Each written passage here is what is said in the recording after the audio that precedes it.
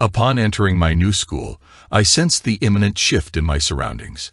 Having been born and bred in Philly, relocating an hour away from the bustling city was bound to require some adaptation. By adaptation, I mean embracing the change with open arms. At the behest of my father and the persistence of my mother, I diligently kept myself out of trouble, steering clear of any unnecessary entanglements. The demographic makeup of the area was quite diverse, a mix of blacks, Hispanics, Italians, Jews, and predominantly hard-nosed Dutch descendants. They weren't of the Amish or Mennonite stock, but rather staunch German Lutherans who held sway over the locality. Despite the eclectic blend, I found it relatively easy to blend in, although I couldn't help but long for the camaraderie of my Philly friends. Post-graduation, I opted to stay put, primarily to remain close to my family. Yet I still made regular sojourns back to my old neighborhood, keeping the ties strong with my childhood companions. My foray into the workforce commenced with a job driving a fuel oil delivery truck. Over time, I transitioned to an indoor role, handling dispatch and orders. It became apparent that I had a natural aptitude for the industry, and I could envision myself as the proprietor of a similar venture in the not-so-distant future. Forming friendships with individuals of the opposite sex came effortlessly to me, and my social life exceeded my expectations. When I tied the knot, my mother harbored a slight disappointment that my spouse, Alina, wasn't of Italian descent. However, she made every effort to ensure that Alina was warmly embraced without any reservations. After the arrival of our 2 children, Alina advocated for me to undergo a vasectomy. I had no objections to the idea, but as the children started school, Alina expressed her desire to re-enter the workforce. My father held the belief that it wasn't ideal for a wife and mother to pursue a career outside the home. While I couldn't entirely grasp the reasoning behind his stance at the time, upon reflection, it seemed to align with certain traditional values.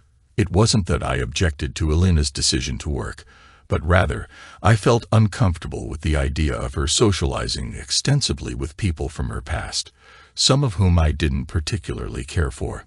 During her school days, Alina was deeply involved in various extracurricular activities, which she thoroughly enjoyed. Conversely, I steered clear of such engagements and the individuals associated with them, perceiving them as elitist cliques focused on mutual admiration. Although both Alina and I had experienced previous relationships, we never broached the topic, simply falling into a tacit understanding not to delve into our respective pasts. After a decade of marriage, cracks began to surface in our relationship. Alina had been diligently working in the claims department of a local national insurance company. My concerns heightened when she started clocking in overtime and sacrificing weekends for work. It was 6 months later when the breaking point became unmistakably clear to me. It was when the seminar came into the picture. "Marco, I don't understand what the issue is. It's just 3 days. I've already arranged for your mom to look after the kids while I'm away. You'll be home in the evenings. You can handle cooking for yourself," Alina argued, seemingly oblivious to my growing unease. I couldn't believe she had the audacity to even ask. "Who else is attending the seminar?" I inquired, trying to maintain composure. Her demeanor brightened a bit as she responded, 6 girls from the department, Vivian Wright from personnel, and Derek. A smile crept onto my face upon hearing his name. It was astounding that she hadn't realized I was aware of her clandestine lunches and late-night work sessions with her immediate superior, Directores. "Do you think I'm some kind of fool, Alina?" I snapped, my frustration palpable. Confusion flickered across her face. "I don't understand. What are you talking about?" She replied innocently. "I've known about you and Derek for 6 months now. If you think I'm going to let you go away with him for 3 days, you're out of your mind," I retorted, my tone tinged with bitterness. "Marco, you're misunderstanding. Derek is my boss. There's nothing going on between us. I would never cheat on you. You know that," she protested, her eyes pleading for understanding. I glanced down at the empty Budweiser can in my hand, my grip tightening involuntarily. Slowly, I rose from my chair and made my way to the kitchen. With a clenched fist, I crushed the thin aluminum and hurled it toward the trash can, missing by inches. The sound of the nuke and hissing as I popped the top echoed in the tense silence as I returned to my seat. "You're a good mother to our children, Elena. That's the only reason you're still here. I've spoken to my mom about all of this. She advised me to stand firm and hope that you come to your senses for the sake of the kids. If I were to leave you, the courts would grant you custody. I can't let that happen," I explained, the weight of the situation heavy in the air. "You told your mother I was cheating on you." Elena's voice wavered, disbelief etched across her features. "No, a lady from church spilled the beans. I simply didn't deny it when she confronted me," I admitted coolly. Taking a hefty swig of beer, I couldn't help but smirk. "Derek resides at 321 David Drive, just 3 blocks from your office. You and your boss frequent his place, usually 3 times a week, lingering for nearly 3 hours each visit. Care to enlighten me on what exactly goes on there for 3 hours? And while we're at it, care to explain the overtime you've been clocking at the office? Did you know your office cleaning lady also attends church with my mother?" Tears welled up in her eyes, her lower lip trembling as she struggled to find words. "As long as you refrain from publicly humiliating me or my family, I'll refrain from taking drastic measures. But if that changes, all bets are off. You can stay or you can leave, but you'll never take my boys from me," I declared firmly. With a mix of fury and anguish, Elena rose abruptly from her seat. "Damn you, Marco. I hate you," she spat, before storming out of the room, tears streaming down her cheeks. It was the first time she had ever sworn at me, and the first time she had uttered derogatory remarks about my heritage. The Dutchie in her had finally surfaced. We had 2 boys, Harry and Jack, who shared a room with a set of bunk beds. The 3rd bedroom served as a catch-all space. That's where I ended up sleeping from that point onwards. It was a rented house. Despite having over $60,000 saved for a down payment on our dream home, my dreams had turned into a nightmare. The seminar incident was never brought up again. Elena ceased working overtime and started bringing her lunch to work. The atmosphere at home wasn't just chilly, it was icy and frigid. My mom hadn't received any new intel from her church acquaintances. Things appeared to be returning to normal, but I couldn't shake off the discomfort. There was a noticeable absence of intimacy, and I knew I couldn't endure that situation for much longer. Despite my reservations, I reluctantly agreed to accompany Elena to her Christmas party. I didn't want to leave her to attend alone, and I figured I could pass the evening quietly by simply staying out of the way. It seemed like a good plan at the time, but it was riddled with flaws. The company had rented out a spacious hall equipped with a dance floor, a lavish buffet table, and a couple of open bars. I could nurse 3 beers throughout the entire evening without feeling any adverse effects. When we arrived, the only available tables were situated near the company's top brass, conspicuously vacant as it seemed employees were deliberately avoiding those seats. Things appeared to be going smoothly for the first hour. I observed Derek across the room, casually mingling with his buddies. While several of Elena's colleagues invited her to dance, Derek remained conspicuously absent. I was more than happy to let her enjoy herself on the dance floor, as dancing wasn't my cup of tea. As I sipped on my 3rd beer, I couldn't help but notice subtle exchanges of glances between Elena and Derek from across the room. It was mainly comprised of nods and subtle head tilts, but it was evident that something was brewing between them. I did my best to feign disinterest and boredom, while discreetly keeping a watchful eye on their interactions. As my wife excused herself to visit the restroom, I quickly scanned the room and realized Derek was nowhere to be seen. It was baffling. After our heated discussion at home, it seemed utterly foolish for her to attempt a rendezvous with him while we were both in the same building. She could easily have met him at work without any risk of being caught. I couldn't shake the feeling that her motive was to humiliate me by flaunting her connection with Derek in front of everyone. By engaging with him at a company event, she would be publicly branding me as a cuckold. As Elena disappeared down the hallway towards the restrooms, Derek's cronies, wearing smug grins, stood clustered by one of the bars. Before heading to the restroom myself, I made a detour to the head table. Leaning in, I offered a foggy apology for any disruption, solely to attract their attention. The group across the room, previously sporting self-satisfied grins, now appeared unsettled.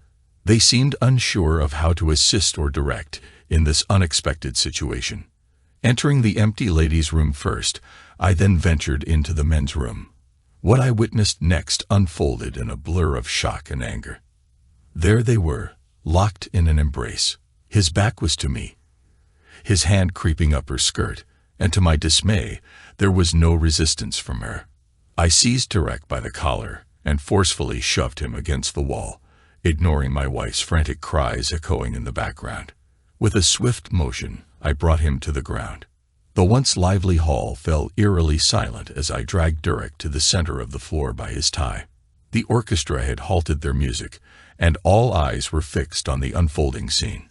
Surveying the room, I noted the absence of any offers of assistance for Derek. I apologize for disrupting your festivities. I'll be taking my leave now, but feel free to entertain yourselves with my unfaithful wife, I declared, the bitterness in my tone palpable. As Derek struggled to rise to his hands and knees, Alina stood in the doorway, her expression a mix of shock and disbelief. It was unclear whether her distress was directed at what I had done to her lover or the humiliating declaration I had made to her colleagues. Frankly, it didn't concern me. Observing Derek positioned directly beneath the mistletoe, a sudden impulse overtook me. Before departing, I delivered a sharp kick, ensuring he wouldn't forget the encounter anytime soon. He crumpled to the ground in agony, yet not a single word was uttered by the onlookers. I phoned my mom from the car, requesting her to swing by the house to pick up the boys. The notion of going out of town for a few days felt like a necessary escape, and I had no intention of leaving the kids with their mother. I doubted she'd be in any state to care for them properly. Driving aimlessly, I found myself formulating plans without a clear destination in mind. Thankfully, my boss didn't object to granting me a week off. Upon my arrival home, my parents were already there. After settling the babysitter's fees, I assisted in preparing the boys for their grandmother's care. My hastily packed bag consisted mostly of socks and underwear, with a few shirts and pants thrown in just in case. Before departing, I retrieved the cash box from the basement rafters. Given the paltry interest rates offered by banks, I had opted to keep the $62,000 stash at home. Admittedly, it may seem foolish, but it was a trait I inherited from my mom, who used to keep sizable stashes scattered throughout her kitchen. As I went about turning off the lights, a taxi pulled up, depositing Elena at the doorstep. She entered wordlessly, sinking onto the couch without a sound. Her expression was more one of concern than anger, more troubled than fearful. I made it clear, didn't I? Just one rule. Don't embarrass me or my family in public. But you couldn't resist, could you?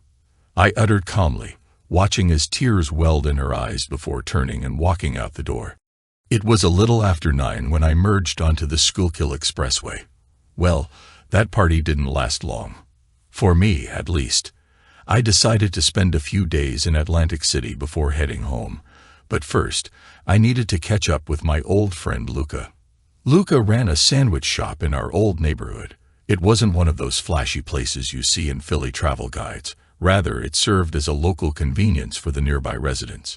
His main source of income came from other ventures that most of us either overlooked or were involved in ourselves. He lived on the second floor and operated out of the back room. Meeting Luca felt like a trip down memory lane. After explaining my predicament, he agreed to lend a hand. "Marco, it's going to cost you 20. Can you handle that, or do you need me to spot you?" Luca inquired. "I've got it up front." "No problem," I replied confidently. "Do you want it messy or quiet?" Luca asked. "Transparent. No fuss. No muss. Nothing," I asserted. "You're leaving for a few days. Do you have anything set up? Luca inquired further. No plans. I was thinking of heading to Atlantic City, I responded. How about 6 days and 7 nights at the Taj? Luca suggested. What are you talking about, Luca? I questioned. I've got some comps coming in. I think it would work out pretty well for you, Luca explained. Sounds good to me. I agreed. Are you going alone, Marco? Luca probed. Yeah, this was all sort of spur of the moment. I didn't have time to invite anyone, I admitted. You shouldn't be alone. You need somebody to help verify that you were there, Luca said before picking up the phone and dialing a familiar number. Bella, it's Luca. Make yourself pretty and get your ass down here, Luca instructed over the phone, then chuckled before continuing. No, nothing like that. You're going on vacation. Marco, do you remember Bella, my brother Michael's oldest? Luca asked me. Yeah, chubby little thing with dark brown eyes. I remember she was always laughing. How old is she now? I recalled. Luca smiled at my recollection of his niece. She's 23 now, Marco, and she ain't chubby anymore. Suddenly, it dawned on me that Bella would be joining me for the trip to the shore. The thought made me slightly uneasy, considering she was Luca's niece, but then again, he was the one orchestrating the whole thing. Marco, do you have a credit card? Luca inquired. I have 2 of them. I was planning to cancel them Monday morning, I replied. Don't do that. I want you to use those credit cards as much as possible. Meals out, room service, maybe even some casino cash advances, but don't go overboard. You need the credit card activity to prove you were there. Spread it out over time so it doesn't look like you snuck back home. It might cost you a couple of grand, but it's cheap insurance, Luca advised. As I contemplated his advice, Bella entered the room. Marco, I haven't seen you since you moved up to the sticks. You look great, Bella exclaimed. I now understood why Luca was smiling. Bella was stunningly beautiful. Her dark eyes were mesmerizing, and any remnants of baby fat she once had seemed to have relocated to her chest. In my flustered state, I clumsily knocked over my chair as I jumped to my feet. Marco needs someone to keep him company in Atlantic City for a few days. Are you up for it? Luca inquired. Her demeanor shifted slightly at his words. Aren't you still married? She questioned, turning her attention to me. Before I could respond, Luca intervened. The marriage is over, Bella. Marco needs a companion right now. I know you always liked him.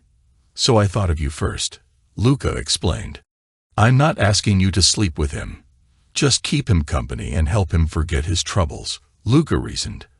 Bella's expression shifted as if she had just pieced something together. She was not only stunning but also quick-witted. I'm sorry, she said, glancing between Luca and me with a small smile. I'd be happy to go with you, Marco, but you have to promise to buy me some saltwater taffy. We all shared a smile. I'll need about an hour to get ready. Luca, make sure he doesn't drink anything. I don't want to drive down there with a drunk, Bella instructed as she left to gather her things, perhaps giving me a playful wink. While Bella was away, Luca and I reviewed our conversation. He graciously accepted my $20,000 and assured me of his full commitment. The drive to Atlantic City was uneventful, except for the detailed rundown I provided Bella about the issues with Elena.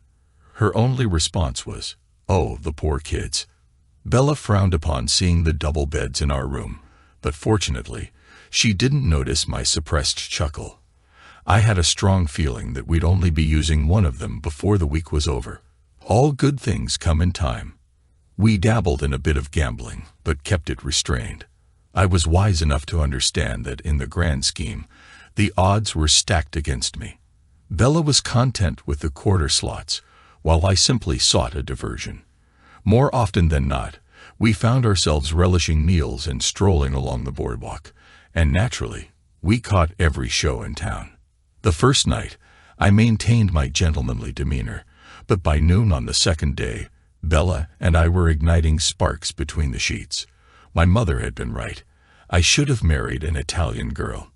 It felt effortless, and I didn't feel as though I was betraying anyone. As we were preparing for dinner on the fourth day, we received unexpected visitors. Two men, not in suits but in sports jackets, stood at our door. "I'm Louis Coleman, and this is my partner, Oscar Jenkins. We're from the Berks County Special Crimes Task Force. Mind if we have a word with you, Marco Romano." Louis introduced them. Bella emerged from the bathroom in her undergarments, glancing over at the men before fetching her bathrobe from the bed. Though slightly embarrassed, she understood the gravity of the situation. "Can you give me an idea of what we'll be discussing?" I inquired. "We'd like to discuss your connection with Derek Torres," Louis replied. "I didn't have a relationship with Derek." "My wife did," I clarified. For some reason, they appeared slightly uneasy. Coleman took the lead in conversation, while Oscar seemed preoccupied with staring at Bella. "We understand, Mr. Romano. We're aware of the altercation you had with him last Friday at the Continental Insurance Christmas party," Coleman explained. "Is he pressing charges?" I inquired.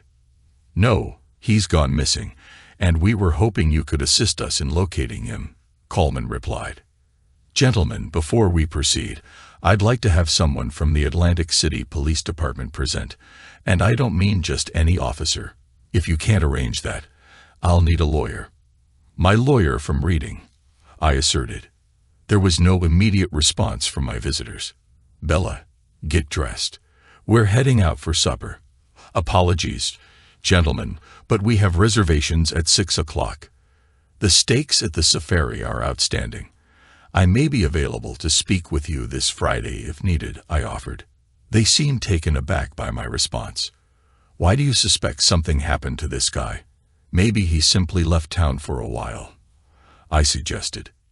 "He was picked up by a cab leaving Community General Hospital on Sunday morning, and no one has seen him since," Coleman revealed.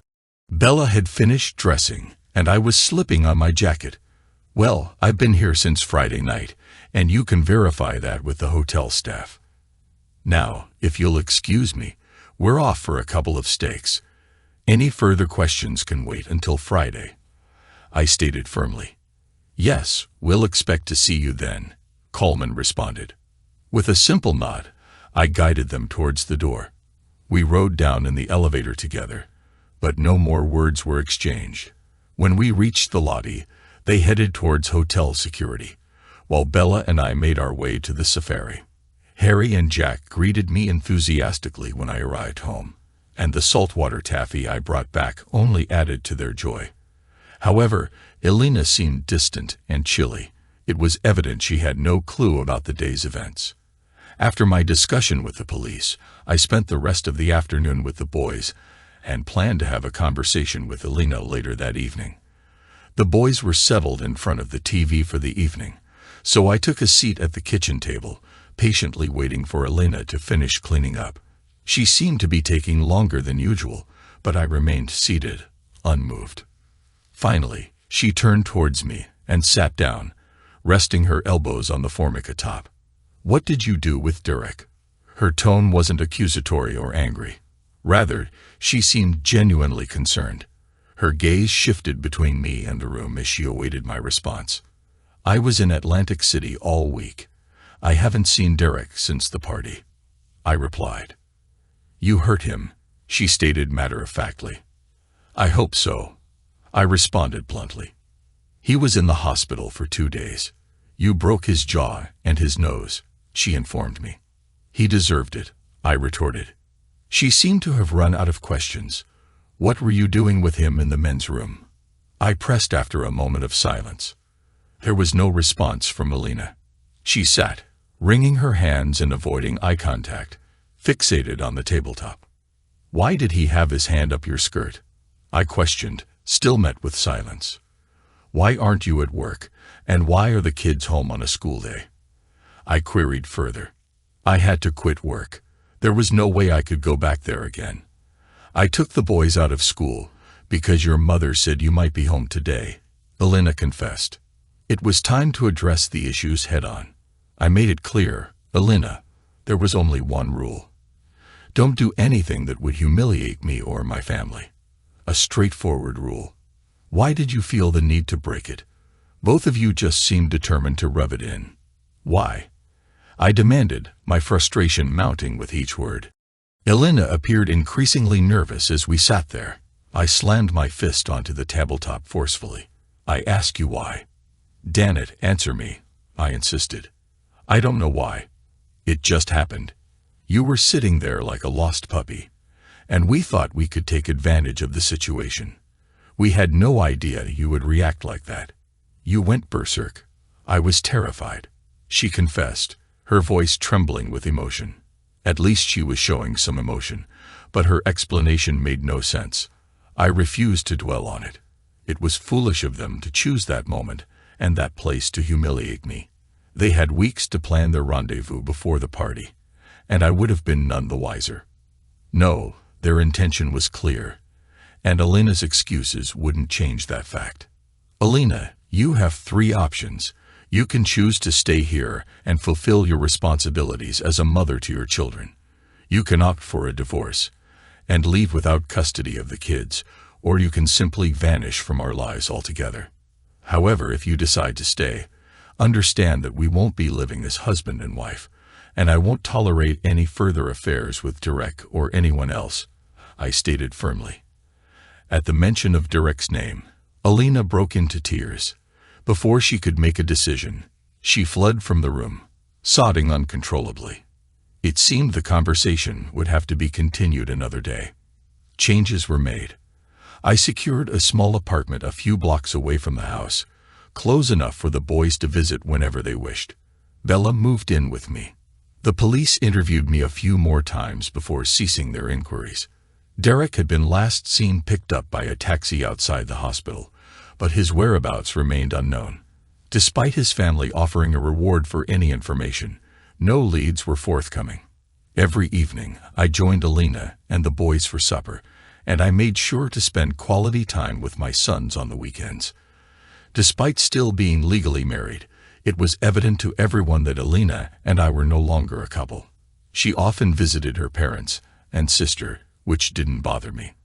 There were no signs of her seeing anyone else, though she had quit her job after the Christmas party and showed no interest in finding another. We never revisited the conversation we had the first night I returned home.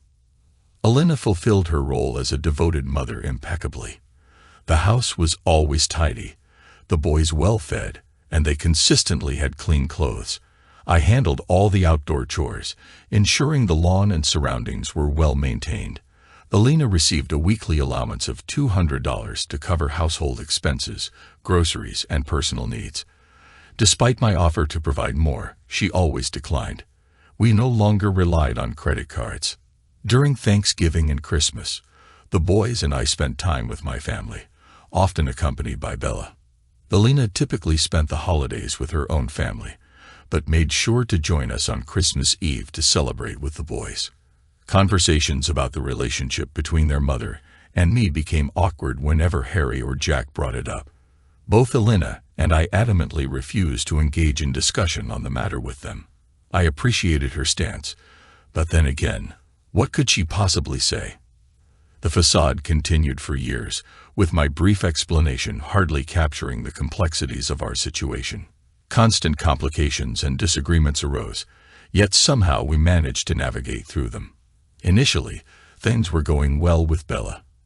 However, as time passed, she began to spend more time with her family in Philly and less with me. I couldn't blame her. I was indebted to her for the efforts she made to ease the breakup.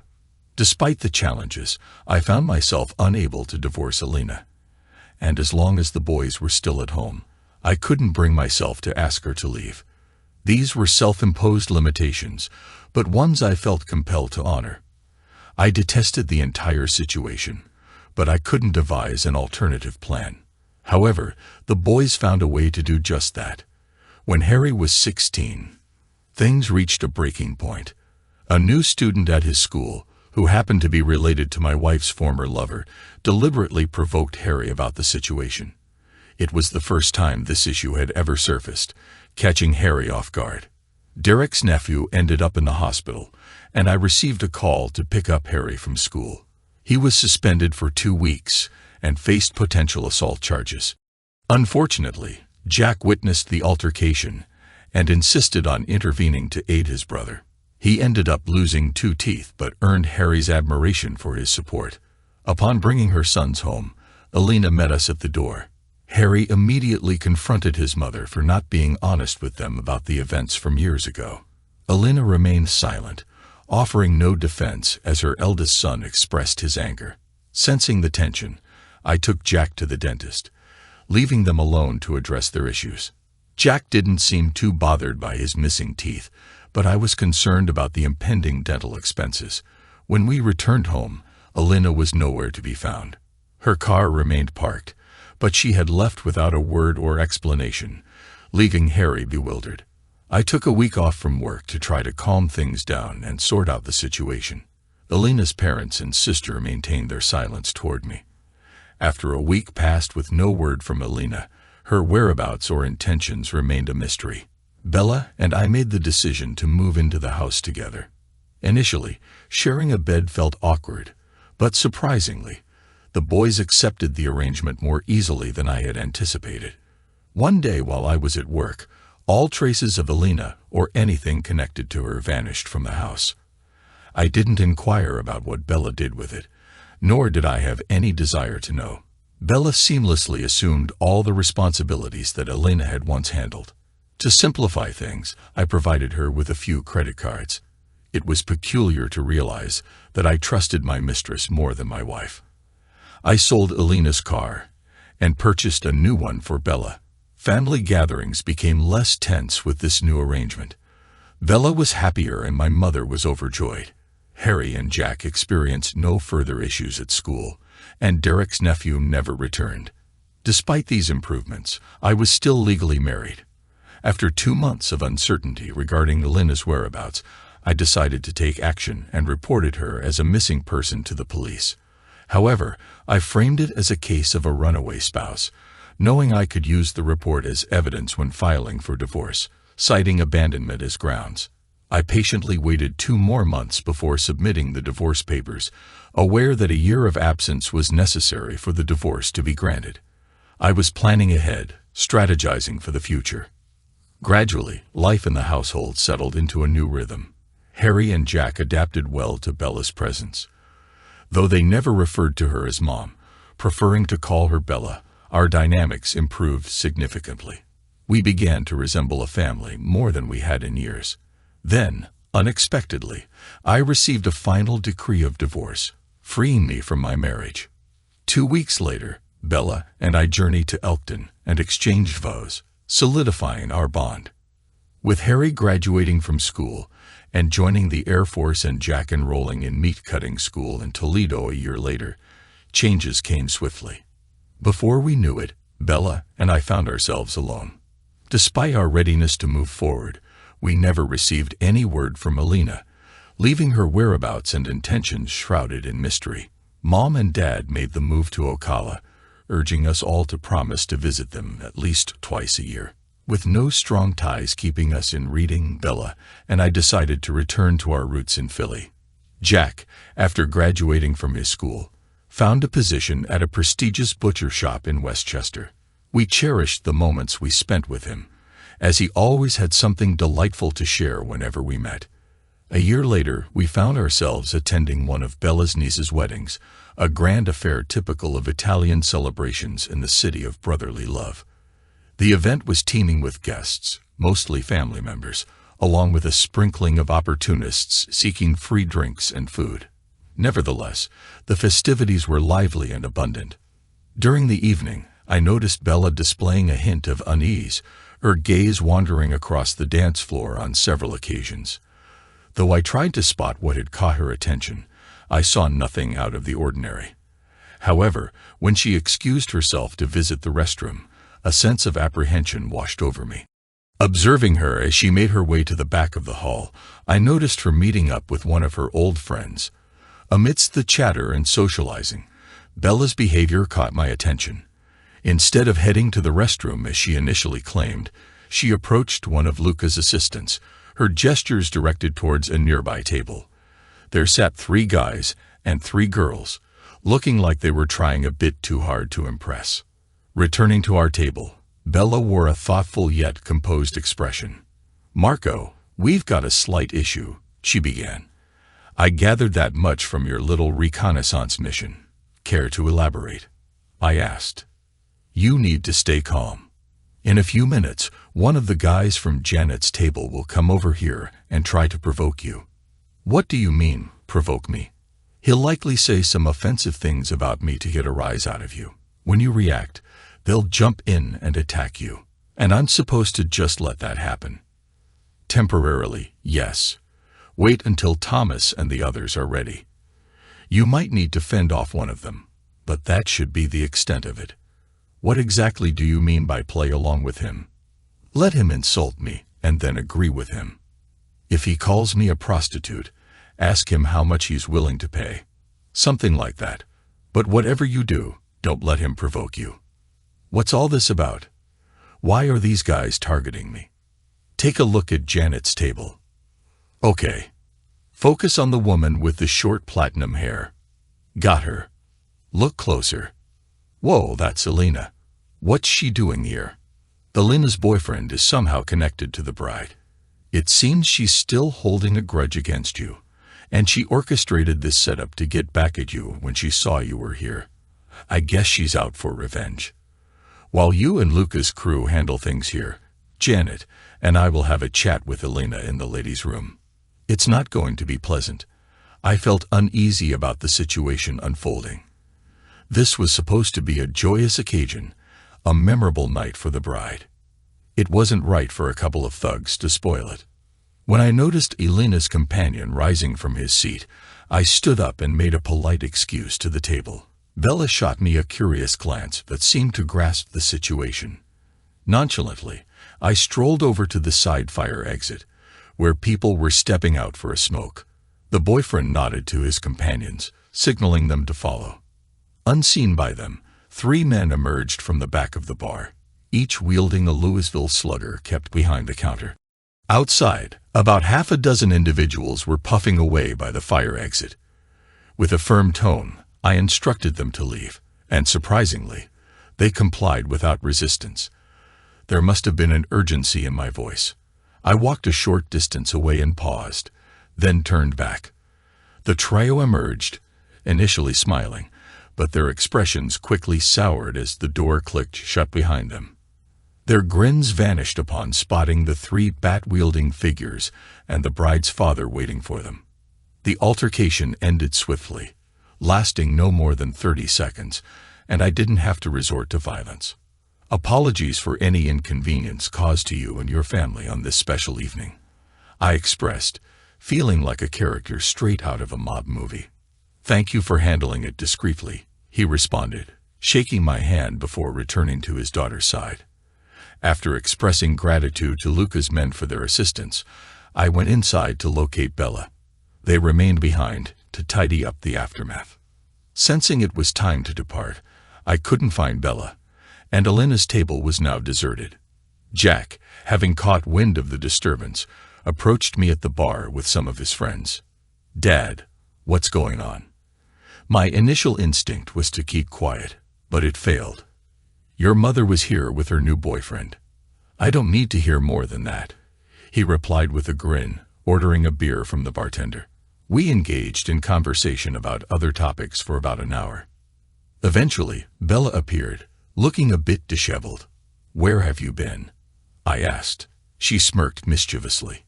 "Janet and I had to accompany your ex-wife to the hospital. She wasn't feeling well." Jack and I couldn't help but chuckle. "Marco, can we head home now?" Bella asked. It was a long, eventful night, but filled with laughter. We never encountered Elena again. Bella and I remain happily together in our old neighborhood. Life couldn't be better.